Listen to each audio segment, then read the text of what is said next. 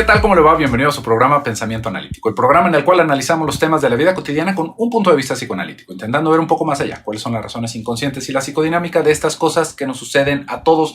Y seguimos teniendo preguntas porque, bueno, me tomé mi tiempo en contestar las anteriores.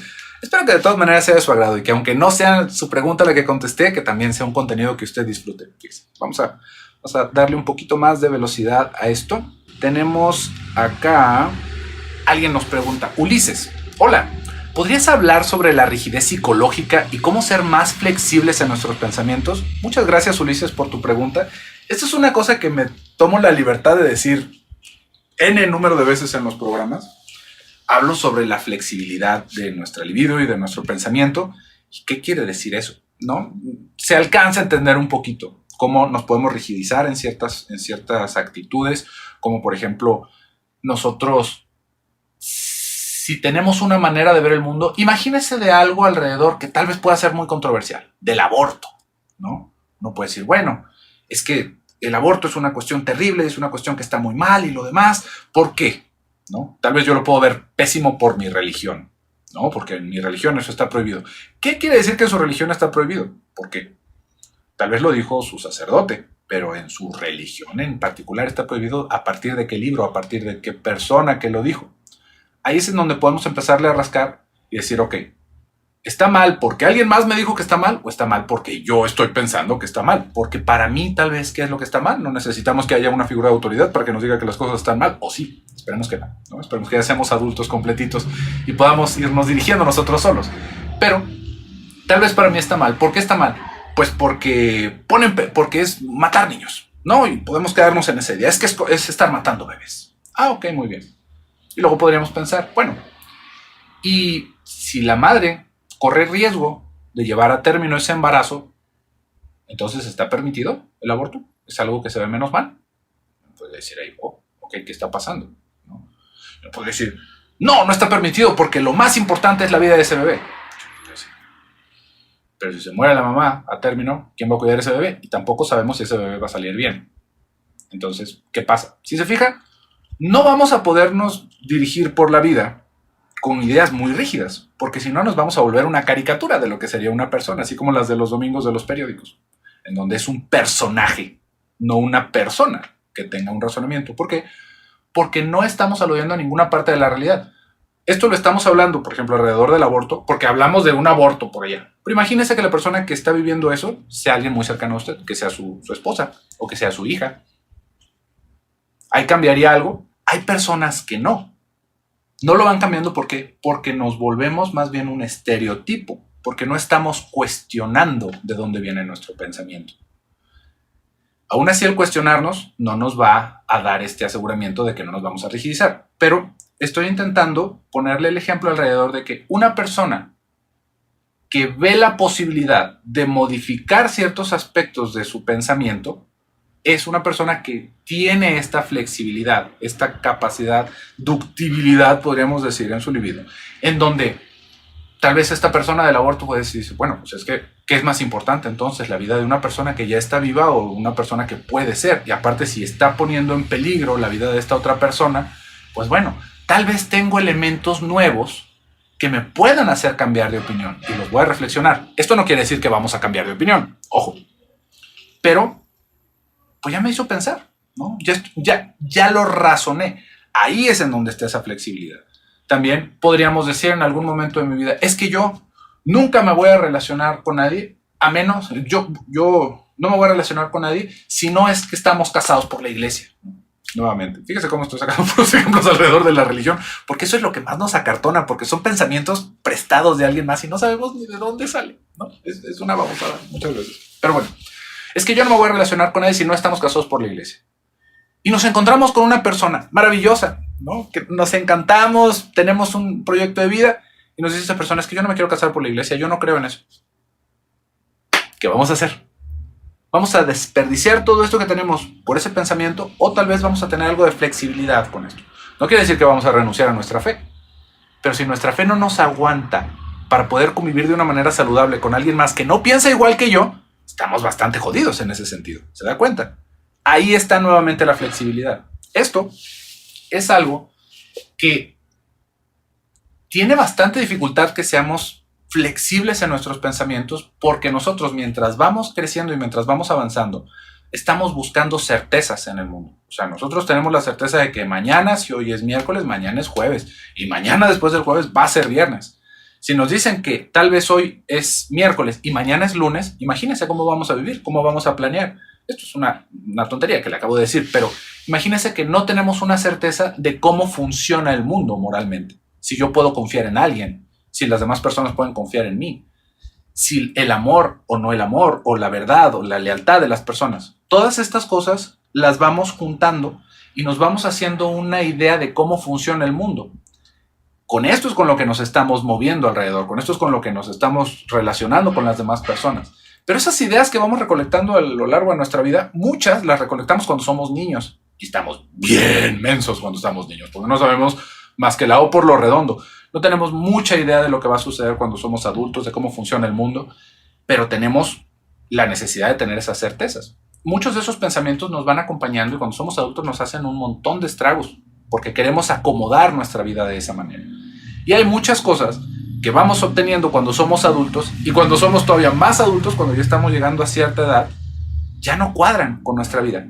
Pero estamos aferrados a estas ideas. Esto va teniendo un impacto en nuestro psiquismo en donde lo podríamos entender como que se acartona. Imagínense que nosotros a la hora de ir, no sé, que nos gusta peregrinar hacia la punta de un cerro, por decir algo, ¿no? Simplemente porque me gusta caminar. Y yo todos los días que hago eso me voy a ir por el mismo lugar. Todos los días voy a hacer una zanja, voy a hacer una brecha. Y me va a ser muy sencillo caminar por ahí. Hasta podríamos pensar con el tiempo me va a resultar más fácil. ¿Por qué? Pues porque ya está un poquito más planito por mis pasos. ¿Cuál es el problema de eso? Que no voy a conocer el resto del cerro. Que si en algún momento se cae un árbol, voy a intentar brincarlo y me voy a lastimar posiblemente porque no estoy pudiendo buscar otro espacio, porque no he tenido la oportunidad de hacer otras brechas. Es exactamente lo mismo con nuestro pensamiento. Y ahí es en donde podríamos pensar, ¿qué es lo que se puede hacer? Si nosotros no estamos constantemente cuestionando lo que hacemos, buscando alternativas a lo que hacemos, nada más en el irnos por la misma calle todos los días, o en el juntarnos con las mismas personas todos los días el resto de nuestra vida, o el hacer las mismas actividades todo el día, toda la vida, el resto de nuestra vida, nos acartonamos. Empezamos a disminuirnos, empezamos a ver como un túnel el mundo, y cualquier cosa que salga, por un lado, nos resulta terrorífico, y nos resulta aparte amenazante. Ahí es en donde nos acartonamos. La posibilidad que tenemos de ser un poco más flexibles con esto es constantemente estar retando nuestros pensamientos, constantemente estar aprendiendo cosas nuevas y vinculándonos con personas distintas a nosotros, no quedándonos en un cuarto con el eco de mi voz, en donde todos pensamos igual. No quiere decir que yo entonces voy a pensar así como todos, ¿no? Y que de repente es de melón y de repente es de sandía. No, pero es poder estar retando mis pensamientos, poder estar retando mi concepción de la vida, qué es lo que yo pienso, qué es lo que no pienso. Y eso fortalece mis ideas, pero me mantiene fresco y me mantiene flexible para entender lo que viene a mi alrededor. Esa es una manera de entenderlo. Es un poco más complejo si lo quisiéramos pensar a profundidad, pero creo que con eso vamos respondiendo un poquito a esta pregunta. Vamos a ver qué otras preguntas tenemos. Fíjese, por ejemplo, aquí va quedando con esta. Nos dice Marco: hola José Luis y producción, me gustaría que tocaras este tema. Soy un hombre de 18 años que desea hacerse la vasectomía y lo he pensado durante más de un año, o sea, desde tus 17 años, Marco. Mi familia y amigos me recomiendan que tome esa decisión a los 20 o a los 21 años. ¿Es oportuno que lo haga? Soy mayor de edad, pero las personas dicen que aunque sea un adulto, no tengo una plena facultad física y mental para tomar esa decisión. Por el lado médico, no hay alguna complicación grave, pero ¿usted cree que tengo la facultad de tomar esa decisión? Soy consciente que es permanente o potencialmente reversible con una cirugía que puede o no puede resultar. Sin embargo, no está en mis planes tener hijos, quizá una pareja. Una disculpa por la extensión del párrafo. Marco, no te apures, exactamente para eso es este programa. Vamos a irnos. ¿Es oportuno que lo haga? No. ¿Por qué? Porque tienes 18 años. Es lo mismo que estaba hablando hace ratito sobre la flexibilidad de nuestros pensamientos.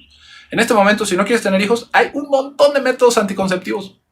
y que te voy a decir que aunque tengas una vasectomía, si quieres ejercer tu sexualidad, vas a tener que seguir usando preservativo, porque si no te vas a sacar otras sorpresas en el camino. Entonces, ¿cuál es el punto de hacerse una vasectomía? Esto suena más bien como una cuestión alrededor de tus propios pensamientos y de cómo estás intentando hacer ya algo determinante alrededor de tu reproducción, que a tus 18 años efectivamente es muy temprano para saberlo. Hay personas que no saben si quieren tener años, si no saben si quieren tener hijos, hasta ya muy avanzados de su edad, 40, 50 años, no lo podemos saber. Entonces, el quitarte la posibilidad solamente se va reservando ese tipo de cosas para las personas que ya tuvieron familia y que ya no quieren seguir teniendo familia. ¿Por qué? Pues porque ya se dieron la oportunidad de hacerlo. Para ti, realmente no me parece que sea la situación más adecuada, pero vamos a ver qué es lo que nos estás preguntando también. ¿Usted cree que tengo la facultad de tomar esa decisión? No, Marco, no tienes las facultades aún para tomar esa decisión. ¿Por qué? Porque has vivido muy poco. Eso no quiere decir que seas una persona ignorante o que seas un tonto. Solamente que no has vivido lo suficiente para tomar ese tipo de decisiones. Y que hay muchas otras formas de detenerte de tener hijos. No es necesario andarse tijereando nada para no tener hijos. Puedes hacer 1,000,000 de cosas y que de todas maneras vas a tener que hacer, como te lo digo, si quieres ejercer tu sexualidad. Entonces, ¿por qué no se tiene la facultad? Lo dije al principio, porque aún no has vivido lo suficiente. Aún no has conocido a alguien con la cual, con esa persona, te pudieras cuestionar si quieres o no quieres tener hijos. Esto es una decisión que también hay que entender que nosotros lo podemos vivir como, pues es mi cuerpo y es mi decisión. Pero también es algo que involucra al otro. Nuestros derechos de reproducción, igual y ahorita me caen un montón de pedradas, pero nuestros derechos de reproducción involucran a otra persona. Porque no nos reproducimos solos como las serpientes, ¿verdad? Imagínate que tú tienes a una pareja que ahorita no te la estás imaginando, pero que en algún momento tú te encuentras con una persona y quieres empezar, y esta persona quiere tener hijos. Y tal vez, pues para ti no es la idea más agradable, pero esa persona te genera el gusto o la posibilidad de decir, tal vez no estaría tan mal tener un hijo con esta persona. Si tú ahorita a tus 18 años haces por evitarlo, estamos futureando mucho, pero estás como interviniendo con esa relación que puedes tener tú en un futuro. Ese es el asunto. Por eso es que, ¿cuál es la prisa de hacerlo? Suena más bien como que es algo que estás intentando hacer como una declaración de tu libertad y de tu independencia. A los 18 años hay un montón de cosas que uno puede hacer para ser todavía más firme con esa declaración de independencia, como por ejemplo salirte de la casa de tus papás antes de vasectomizarte, ¿no? Ahí es en donde está ese punto. No porque se tenga o no se tenga la facultad. Pues uno podría decir, pues si tienes la facultad para votar, ¿no? Según en nuestro país, ya puedes ir y decir quién va a ser presidente y no sabes ni cómo se llama. Lo puedes hacer en facultades, pero realmente es algo que todavía no tienes los elementos, así como para votar, si somos muy sinceros también, ¿no? Pero no tienes todos los elementos como para saberlo, a menos de que hayas vivido lo suficiente. Para votar no se necesita vivir tanto, ¿no? Nada más informarnos sobre el aspecto político, pero pues a veces son cosas que no nos llega la inspiración de ponernos a investigar a nuestros 18 años. Pero ese es el asunto. Son momentos de la vida que tenemos que esperar a que lleguen. Y que puedes hacer un montón de cosas para no tomar esa determinación. Como dices, igual y pues podría haber una operación reversible y lo demás, pero ¿qué necesidad hay de eso? Aparte que hay muchas complicaciones con las cirugías, ¿no? No es... Si a veces para hacerse un tatuaje uno se la piensa, imagínate para ponerte una liguita o cortarte tus cordones. Vamos a ver.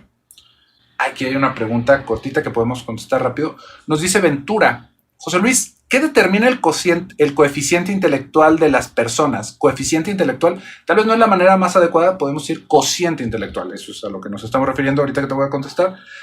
De las personas, ¿son factores sociales? ¿Son factores genéticos? Ventura, otra vez igual y me caen piedras o asadones o una muchedumbre, pero la inteligencia, el coeficiente intelectual, tiene factores genéticos, tiene factores de desarrollo, o sea, dentro de nuestra alimentación, y tiene factores sociales. De una manera innegable, hay muchísimos estudios alrededor de esto. Pero aquí hay que entender que esa es la potencialidad de nuestro cociente intelectual. No quiere decir que si yo nazco de un color o de otro, voy a ser más inteligente porque salí de un color o de otro. O no quiere decir que si yo nací en un país, voy a ser más inteligente porque no nací en ese otro país. Sino que la potencialidad y las posibilidades de que yo me desarrolle de cierta manera cambian Uno podría decir, bueno, pero eso es eugenismo, ¿no? ¿Cómo va a ser posible? Como Hitler decía. Pues es que también se basaron estas personas terribles en muchas cosas que son estudios científicos y que también tienen cierta validez. Y ahorita está prohibidísimo decirlo, pero ¿sabe qué? Me la suda porque es mi canal. El asunto es que sí hay un componente genético en el cociente intelectual. Pero no quiere decir que entonces, así como de repente está la fantasía, bueno, es que en algún momento lo dijo Marilyn Monroe, me parece. No sé si sea una cita real, pero me pareció muy graciosa, de todas maneras la voy a decir. Pero decía Marilyn Monroe que en algún momento se topó con Albert Einstein. Ya desde ahí nos vamos dando cuenta de que seguramente es mentira, pero vamos a usarlo como este ejemplo. Que Marilyn Monroe le decía a Albert Einstein, nosotros deberíamos de tener hijos, porque fíjese, saldrían tan hermosos como yo y tan inteligentes como usted. Y Albert Einstein le contesta y le dice, pero imagínese que dejamos eso a la suerte y salen tan feos como yo y tan estúpidos como usted. Es una cuestión como curiosa porque uno podría decir, bueno, pues es que entonces podríamos tener todos estos elementos en donde podríamos hacer un superhumano que fuera súper inteligente. No funciona así la inteligencia. No funciona así. No es eso lo que estamos entendiendo como inteligencia, y tampoco es porque tengamos 800 tipos de inteligencias. La inteligencia, de entrada, es un término complicadísimo de definir. ¿Por qué? Porque lo estamos viendo en una prueba, o lo estamos viendo en una aptitud académica, o lo estamos viendo en qué cosa. Si tuviéramos que resumir muy cortito qué es la inteligencia, podríamos decir, es la capacidad de llegar al punto A, del punto A al punto B, gastando la menor energía posible. Sea en ideas, sea en trazos, en un pincel, sea en caminos, en un recorrido. Eso sería el camino más inteligente. Pero uno podría decir, bueno, pero entonces sería muy inteligente robar en lugar de trabajar, pues porque trabajar es más difícil que robar. Uno podría decir, eso es más directo. No, porque es más peligroso, y eso también es un aspecto de la inteligencia que tenemos que medir. Entonces, vamos a pensar un poquito en todo esto. Hay personas que tal vez vayan pensando que porque son de tal comunidad o son de tal etnia, pueden ser más inteligentes. Uno puede decir, está la posibilidad de que se desarrolle más inteligencia. Pero el desarrollo de la inteligencia es otro cohete. Podemos tener a la persona más apta alrededor de sus capacidades genéticas, pero si es una persona que no tiene un desarrollo óptimo, que no se le da de comer bien en sus primeros días, que no se le pone la atención necesaria, que vive en un entorno lleno de traumas, no se va a desarrollar y no va a tener una manera de destacarse alrededor de la inteligencia. Entonces, ahí es en donde vamos viendo cuál es la diferencia. Hay personas que tal vez no tengan esa potencialidad al máximo, pero desarrollaron todo lo que pudieron al máximo. Y esto los va a hacer sobresalir, tengan o no tengan los medios. ¿Por qué? Pues porque es una cuestión de desarrollo, porque se le dio atención, porque se le dio educación. Por este tipo de cosas es que la educación es obligatoria y es un derecho humano, porque estamos realmente dándonos a la posibilidad de que cualquier persona, si tiene los medios de alimentarse y de educarse, va a poder ser una persona destacada. Pero aún así, hay factores genéticos que van influyendo en esto. No son tan determinantes como lo es la alimentación o como lo es el desarrollo social, pero también los hay. Así que no hay que hacernos ojos de hormiga con este tipo de cosas porque está bastante bien documentado. Tenemos acá más preguntas, vamos a ver qué otras alcanzamos a contestar. Nos dice Rocío. Esta es una pregunta que se va pegando con otras. Hola José Luis y equipo. Te sigo desde hace años y me parecen muy objetivas tu perspectiva de la vida. Muchas gracias, Rocío.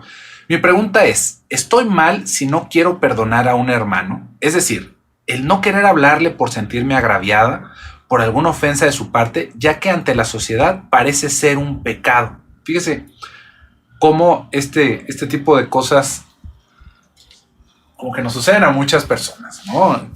¿Por qué tendría que seguir hablando con mi hermano o por qué tendría que seguir teniendo una relación con mi hermana si me resulta tan molesta, ¿no? Y como tal, es un pecado, ¿no? en la sociedad. ¿Por qué? Porque la familia es primero. Eso de la familia es primero es una de esas cosas que se dicen solamente por sacarnos ventaja a nosotros, solamente por la conveniencia de las otras personas. ¿Por qué? Porque si ya dejamos atrás a un hermano, podemos dejar a otros o podemos dejar a los papás también. Y son justamente los que más intentan reforzar este tipo de cosas. Otra pregunta giraba alrededor de qué puedo hacer, ¿no? Para afrontar a esta persona, porque nos decían, cada que me topo con él o con ella, me intenta humillar, intenta resaltar que ella es mejor o que él es mejor que yo en todos estos aspectos y a mí me resulta muy desagradable. ¿Qué es lo que podemos hacer con estas personas? Primeramente, buscar hasta dónde es algo que nosotros podamos estar generando dentro de esa relación. ¿Por qué? Porque también uno podría decir, bueno, es que mi familia mi hermano se la pasa diciéndome que soy un desobligado, que no hago nada de mi vida, que solamente soy una molestia, que debería de ponerme a hacer algo productivo. Uno dice, ¿por qué? Pues porque sigo teniendo 50 años y vivo con mis padres y estoy viviendo de la pensión de mi papá. Uno diría, pues, le vamos a quitar el habla, ¿no? Pues está hablando de una realidad, su hermano, se está volviendo usted una carga para su familia y para sus padres que seguramente ya están mayores y que todavía siguen teniendo la responsabilidad de mantenerlo, aunque usted es una persona de 50 años y ellos podrán tener unos 80 años. ¿Qué es lo que está pasando ahí? No es ahí el hermano el que debiéramos decir, ya no le voy a hablar porque me está humillando. No, ¿se fija? A eso es a lo que me refiero con que tenemos que hacer un ejercicio de introspección. ¿Qué es lo que me están reclamando estas personas? Que también podríamos decir, es que lo que me están reclamando es que yo no les ayudo con nada, que yo tengo tanto y que ellos teniendo tan poco y yo no les ayudo. Yo no puedo decir, ¿les ayudo en qué? Pues necesitan dinero. Si yo gano tanto dinero, yo no tengo tantos hijos o yo no tengo hijos, ¿por qué no les doy dinero para los regalos o para sus vacaciones? Yo no puedo decir, ¿qué? O sea, la fantasía entonces es que yo te mantenga y esa es la molestia con mi hermano y por eso nos estamos peleando. ¿Qué es lo que tenemos que hacer ahí? ¿Quién es el que está del lado de la razón en esa discusión? Tenemos que ser muy sinceros con nosotros mismos para poder entender qué es lo que está sucediendo ahí. Porque puede ser esto tal vez una cuestión que no sea determinante para dejarle de hablar a la persona. Por ejemplo, alguien nos estaba diciendo, ¿no? que el hermano no deja la oportunidad para humillarlo y para hacerlo sentir menos y para demostrar que él es superior en todas estas cosas. Imaginemos que ese es el punto, ¿no? Que tal vez nuestro hermano le va mejor que a nosotros, que tal vez por una o por otra razón, pues a nosotros no nos ha ido tan bien. Y nuestro hermano se pitorrea de esto, ¿no? Se burla y nos dice. Y nosotros, pues bueno, tal vez tenemos una relación que va más allá de ese momento de inconformidad o de incomodidad con nuestro hermano. Entonces, ¿qué es lo que podemos hacer? Abordarlo. Decirle, oye, desgraciado, ya estuvo suave, ¿no? De estarme diciendo estas cosas. Pues claro que me está yendo mal. Y que me lo estés diciendo de esa manera me hace sentir todavía más mal. Es así como que hasta me doy cuenta de que como que disfrutas estarme viendo mal y estarlo resaltando y estarte regodeando con mis padres de que a ti te va mejor. Qué desagradable es tu actitud. Y definitivamente que si vas a seguir con esto, te lo digo porque te quiero, porque me resulta muy desagradable y no quiero estar contigo si estás en este plan. Porque eso es lo que pasa. Eso es lo que debería de pasar. Hay muchas personas que como son familia, se toman la licencia de tener a su tarado ahí, que no se les mueve y que lo están maltratando y que le están llevando siempre la contra y que lo están haciendo sentir mal porque no se puede ir a ningún lado y porque nos tiene que aguantar. Y no es cierto. Y si es un pecado para la sociedad, imagínense, no, pues es que yo lo que no quiero es estar con mi hermano, pero con mis papás sí. Pero si yo me separo de ahí, mis papás me regañan. Entonces sus papás también están del lado de la babosada de su hermano o de su hermana que lo está maltratando. ¿Y qué va a pasar ahí? Pues vamos a tener que abandonar esas relaciones. Vamos a tener que hacer distancia. No quiere decir que nos vamos a desaparecer y nos vamos a cambiar el nombre, ¿verdad? Pero sí empezamos a hacer distancia. Y lo podemos determinar desde levantarnos a la hora de la comida. No sé, se empiezan a decir por eso, ay, sabes que ya vas a empezar. Olvídalo, ¿no? Ya habíamos hablado de esto. Digo, no haga su numerito si no había dicho antes lo que iba a suceder. Pero ya habíamos hablado de esto. La verdad es que me incomoda muchísimo y no tengo por qué estar soportando tus estupideces mientras estoy comiendo y quiero estar con mis papás. Me voy, ¿no? Y nos vamos. ¿Es una cosa grosera? No, no es una cosa grosera. Grosero es estarnos haciendo imposible la hora de la comida. Pero si usted no se siente con el derecho y la libertad de hacer eso, entonces usted está preso en los conflictos de su familia. Y ya es un problema mucho más elaborado, si se da cuenta. ¿Por qué? Porque imagínense que usted está en un restaurante y hay una persona que a uno de usted está gritando y golpeando los trastes. ¿Qué va a hacer? Le va a pedir que se calle de una vez, le va a decir a las personas que están alrededor si no pueden hacer algo. Y después de eso nos vamos. No tenemos por qué quedarnos ahí. La misma cosa que está sucediendo en nuestra casa. Lo que se ve como un pecado es otra vez, muchas veces atorado en una cuestión de conveniencia, en donde los padres también nos van tratando las más de las veces bastante feito y el hermano es el que lo actúa. Entonces, el hermano nos dice y lo demás, pero nuestros padres se medio ríen y no te molestes, es tu hermano, siempre ha sido así. Pero los padres están fascinados de que nos estén comiendo con la carrilla. Entonces, pues tampoco es como que nuestros padres nos estén haciendo mucho favor riéndose de lo que está diciendo el otro estúpido. ¿Se da cuenta? Entonces, si es algo incómodo por usted, váyase. No tendría por qué esperar el permiso de un extraño del internet, pero vamos a entender por qué. Porque es algo incómodo, porque es algo que lo está lastimando. Y ya vimos todas esas posibilidades. Tal vez usted es un momento y se lo puede decir a su hermano, igual y su hermano dice, ay, caray, perdón, no pensé que te afectara tanto, discúlpame, no vuelvo a hablar de esto. Porque igual y si es un tema difícil para ti. Y se acabó. y se da cuenta y ya resolvimos una situación que no teníamos que estar cargando con ella por respeto a nuestros hermanos. O igual nos dice, eres un pesado, a ti no se te puede decir nada. Pues, no, ok, ya se hizo más grande y ya vimos que está totalmente inflexible en cambiar sus circunstancias. Entonces, nos vamos. No hay mucho más que hacer en eso. Sean nuestros padres, sean nuestros hermanos, sea el Papa que fue a visitarnos a la casa, si está siendo incómodo para usted, sírvase de intentarlo resolver y si no se puede, váyase. Vamos a ver, ¿qué otra cosa? Todavía tenemos poquitito tiempo, vamos a ver la última pregunta. Nos dice Jacqueline. Hola a todo el equipo y a José Luis, gracias por el espacio. Mi pregunta es, ¿por qué el tema de las finanzas en pareja puede llegar a destruir una relación? ¿Por qué es tan complicado el tema del dinero? Jacqueline, muchas gracias por tu pregunta. El tema del dinero es las cosas menos complicadas que vamos a tener en una relación de pareja. ¿Por qué? Porque es una cosa concreta. ¿Por qué? Porque lo podemos decir desde un principio. ¿Cómo vamos a pagar los servicios? ¿Cómo vamos a pagar la renta? ¿Cómo vamos a dividirnos en las tarjetas? ¿Cómo vamos a pagar las licenciaturas o las colegiaturas, lo que usted guste? ¿Cómo vamos a pagar la gasolina? No hay mucha vuelta de esas preguntas, de esas palabras. ¿Cómo vamos a financiar nuestras vacaciones? Por eso le digo que es de las cosas más sencillas de lidiar en pareja, porque no hay nada a la interpretación. Ya si decimos, oye, ¿cómo vamos a pasar Navidad? Y uno dice, oye, es que, pues tal vez un año y un año, pero es que ¿cómo voy a dejar de ir con mis padres? O bueno, tú vas con tus padres, yo voy con mis padres, pero ¿cómo nos vamos a separar si nosotros somos la familia? ¿Dónde nos vamos a llevar los niños? Eso ya resulta ser un poco más complejo. Pero cuando es dinero, lo complicado es que nosotros no lo hagamos complicado, que no nos sintamos con la libertad de hablar de este tipo de cosas. Le digo, en algún momento, una persona estábamos platicando en una comida y así entre risas sale el comentario y me dice, no, es que tu mujer nunca debe de saber cuánto ganas realmente. Y la risa paternalista, machista, ¿no? Y yo, como soy de pesado, digo, ¿por qué andarías con alguien o por qué te casarías con alguien que no le puedes confiar ni cuánto dinero ganas? Es con la persona con la que vas a dormir. O sea, como ¿por qué no podrías confiar eso? Y se volvió, o sea, no era así como una discusión machista, sino que fue como uno de esos comentarios que de repente decimos y nos quedamos pensando todos, oye, pues sí, ¿verdad? Sí está medio raro. Porque sí, ¿verdad? Y si te fijas es eso mismo. ¿Por qué no podríamos confiar en eso? Porque es que el dinero va manchando todo. No es el dinero, es la persona. Y es una de las manifestaciones con las cuales nos va a ser imposible la vida esa otra persona. Si no le podemos decir cuánto dinero gastamos y cuánto dinero ganamos, ¿qué sí le podemos decir? Pregúntese. ¿Qué sí le podemos decir a esa persona que ni los centavos le podemos platicar? Resulta ser complicado. Ahora, si lo quisiéramos pensar, ¿por qué se vuelve tan complicado? Es porque lo dejamos de lado, porque pensamos que el amor lo puede todo y no es así. Es una cuestión de contratos, es una cuestión de responsabilidades y de dos adultos intentando llevar una vida juntos. Si no hablamos del dinero desde un principio, estamos erradísimos. ¿Por qué? Porque efectivamente se va a volver un problema, porque estamos con las dos, ¿cómo lo podríamos decir? Como con las dos expectativas diferentes, aparte desconocidas, porque tal vez para el marido fue así como, pues es que yo cuando te conocí trabajabas, entonces yo tengo esta fantasía de que vamos a tener 2 sueldos en la casa y yo no voy a tener que estar trabajando tanto y vamos a poder tener un sueldo compartido en muchas cosas y las responsabilidades van a ser más. Y tal vez el sueño de la persona es que cuando me case dejo de trabajar. ¿Y qué pasa? Que cuando se casan y dejan de trabajar y el otro sigue trabajando y tiene que trabajar el doble para juntar el dinero que se estaba esperando, se empiezan a distanciar y se empiezan a ver problemas. ¿Cuál fue el problema ahí? Que no lo platicamos, que no lo dijimos, que estábamos con la fantasía de que las cosas iban a estar bien.